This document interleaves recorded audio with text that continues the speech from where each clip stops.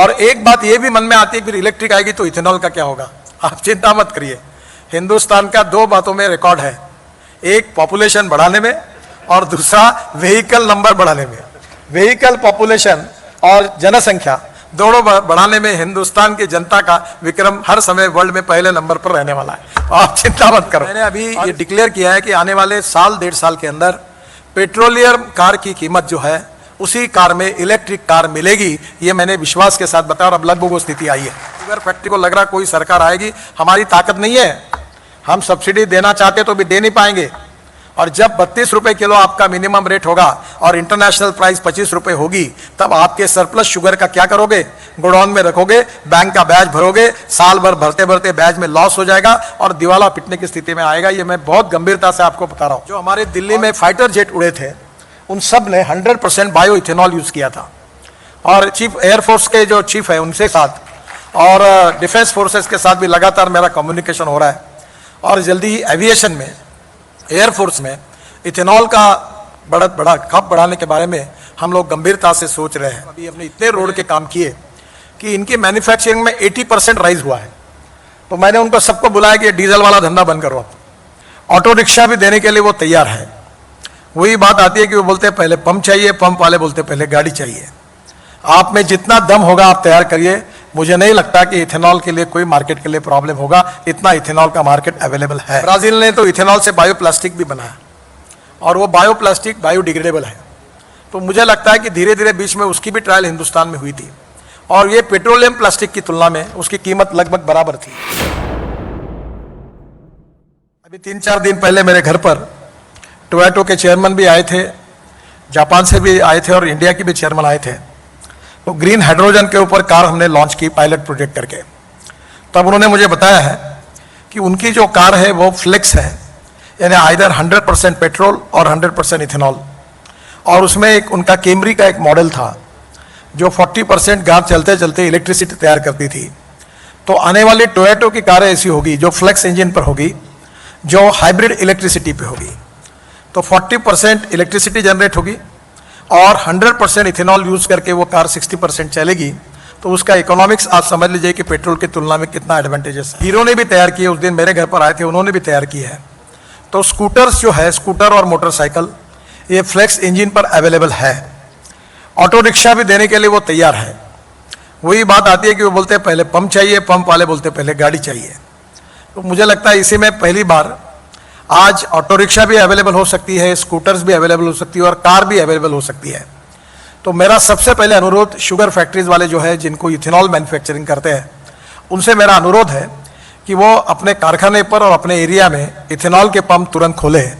और इथेनॉल के पंप खोलने के बाद अगर वो स्कूटर, ऑटो रिक्शा और कार 100% इथेनॉल पर चालू होगी तो इथेनॉल का कंजम्पशन आप ही कर सकेंगे। तो एक बहुत बड़े प्रमाण में इथेनॉल पेट्रोल के अल्टरनेटिव के रूप में सेल होगा। आने वाले 5 साल में जब फ्लेक्स इंजन तैयार होंगे और इथेनॉल की टोटल रिक्वायरमेंट 4000 करोड़ लीटर होगी और जब हम लोग सब ताकत लगा के केवल 465 करोड़ लीटर पर है, तो आने वाले समय में इथेनॉल लेंगे नहीं लेंगे इस प्रकार की चर्चाएं काफ़ी बार होती है। ये अप्रस्तुत है। आप में जितना दम होगा आप तैयार करिए। मुझे नहीं लगता कि इथेनॉल के लिए कोई मार्केट के लिए प्रॉब्लम होगा, इतना इथेनॉल का मार्केट अवेलेबल है। और सबसे इंपॉर्टेंट चीज़ है कि अगर आप इथेनॉल पर कन्वर्ट नहीं हुए, अगर शुगर बनाते रहोगे तो फिर से एक बार 2 साल के बाद 25 रुपये किलो भाव आएगा और फिर आपकी हालत बहुत खराब हो जाएगी, लॉस मेकिंग हो जाएगा जो पुराने दिनों में। क्योंकि हिंदुस्तान की सबसे बड़ी समस्या यह है कि शुगर सरप्लस, कॉर्न सरप्लस, गेहूं सरप्लस और राइस सरप्लस। आज हमारे पास इतना राइस पड़ा है कि पूरे वर्ल्ड को हम राइस सप्लाई कर सकते हैं, इतना राइस पड़ा है। आज हमारे कॉर्न इतना पड़ा है, बड़ा प्रोडक्शन हुआ है कि इतना कॉर्न पड़ा हुआ। वीट के बारे में आज भी हमारे पास जितनी रिक्वायरमेंट है उससे 3 गुना ज़्यादा वीट हमारे गोडाउन में पड़ा है। और शुगर केन का प्रोडक्शन हमने कितना ही किसानों को समझाया कि कम लगाओ, तो भी कोई सुनने के लिए तैयार नहीं है। और अगर इसमें ज़्यादा कुछ हम लोग मार्गदर्शन करेंगे तो एक बार मैंने प्रधानमंत्री जी को कहा था कि 189 पार्लियामेंट्री कॉन्स्टिट्यूंसी ऐसे है कि जो शुगर केन फार्मर डोमिनेट करते हैं और अगर उनको कीमत नहीं मिलेगी तो सरकार हिल सकती है, इतनी ताकत उसमें है। और इसलिए आप कम से कम शुगर प्रोडक्शन को बढ़ाने के मोह को अगर नहीं रोकेंगे तो आने वाले दिन बहुत और खराब हो सकते हैं। इसलिए शुगर को प्रोडक्शन को कम करना और इथेनॉल को बढ़ाना, यही हमारे भविष्य के लिए अच्छा है। हमारे अमेरिका के इंजीनियर्स ने मिलकर बेंगलोर में प्रोडक्शन शुरू किया। अब 90% वो पूरा एक्सपोर्ट कर रहे हैं। वो 1.25 करोड़ का इलेक्ट्रोलाइजर है और वो पानी से, हाँ, अगर हम लोग सोलर रूप से अगर पावर मिले या 4 रुपये 75 पैसे यूनिट की पावर, उसका थोड़ा इकोनॉमिक्स देखना पड़ेगा, वो अगर आपने ग्रीन हाइड्रोजन बनाने के लिए अगर यूज़ की तो उसके बाद जनरेटर लगता है। तो मैंने सजेस्ट किया है कि जनरेटर 100% इथेनॉल पर हो, और वो जनरेटर सेट अगर इथेनॉल पर होगा तो आपको ग्रीन हाइड्रोजन मिलेगा जिसको आप कॉम्प्रेस कर सकेंगे। तो ग्रीन हाइड्रोजन भी फ्यूचर का फ्यूल है। अभी मैंने हमारे आईटी मिनिस्टर को कहा है कि जो टावर है टेलीकम्युनिकेशन के, वहाँ सब डीजल जनरेटर है, और किर्लोस्कर और कुछ काफ़ी कंपनियों ने उसके किट ढूंढी है कि जो डायरेक्ट 100% इथेनॉल उसके लिए यूज़ हो सकता है। अब कर्नाटक, तमिलनाडु, महाराष्ट्र विशेष रूप से और उत्तर प्रदेश, यहाँ बड़े प्रमाण पर इथेनॉल अवेलेबल है।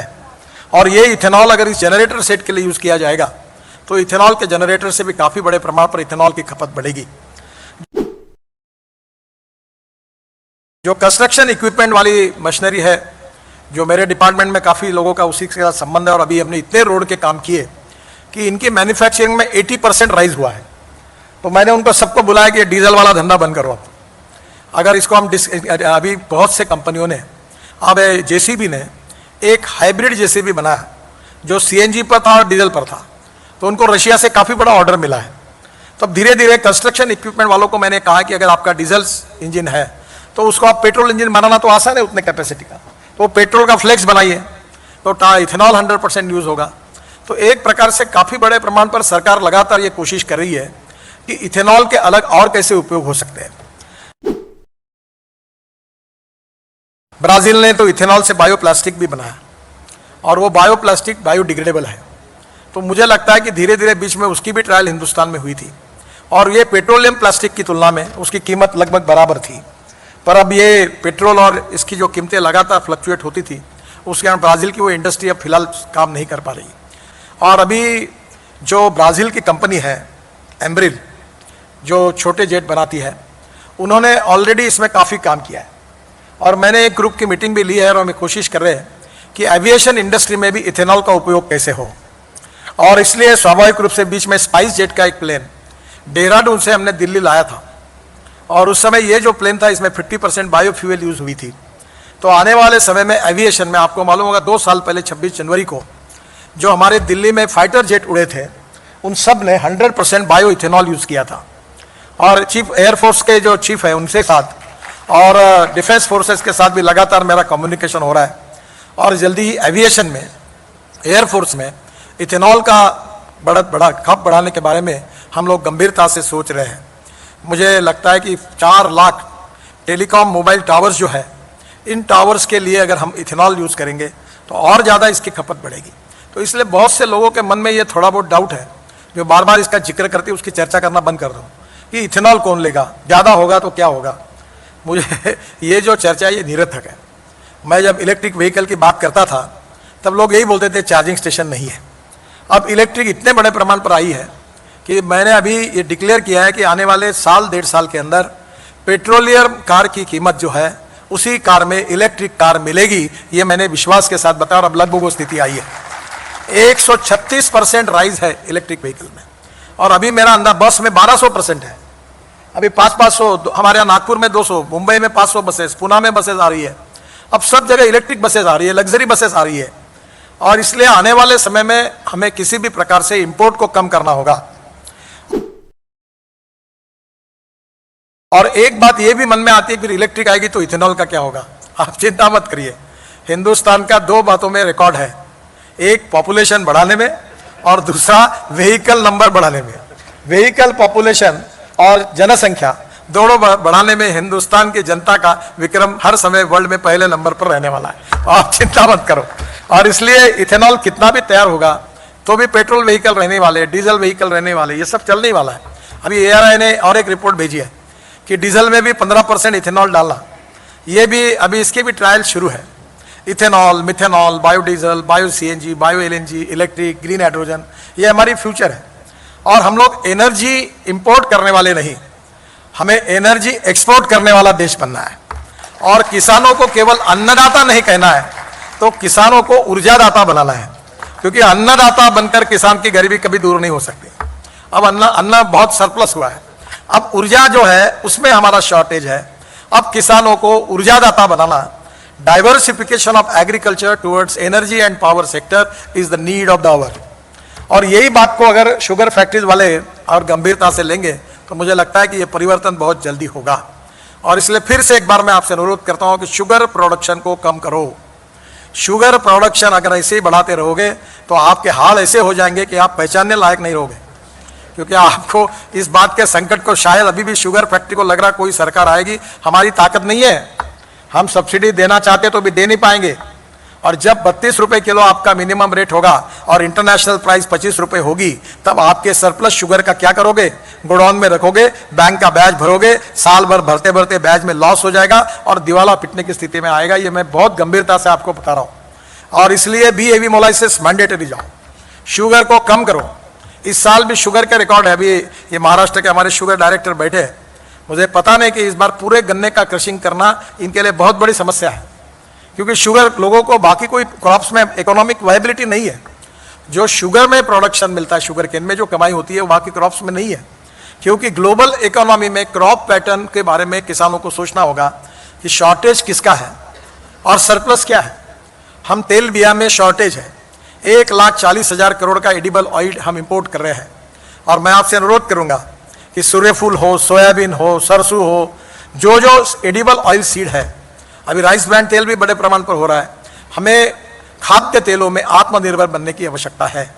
और इसलिए शुगर केन के बीच में अगर हम तेल बिया लगा सकेंगे तो वो भी अच्छी बात होगी। हम पाम ऑयल के लिए भी अभी पाम के लिए बड़े प्रमाण पर प्लांटेशन करने की कोशिश कर रहे हैं। तो आने वाले समय में वर्ल्ड की सिनेरियो को ध्यान में लेते हुए, ग्लोबल इकोनॉमी का अध्ययन करते हुए किसानों को चलना होगा।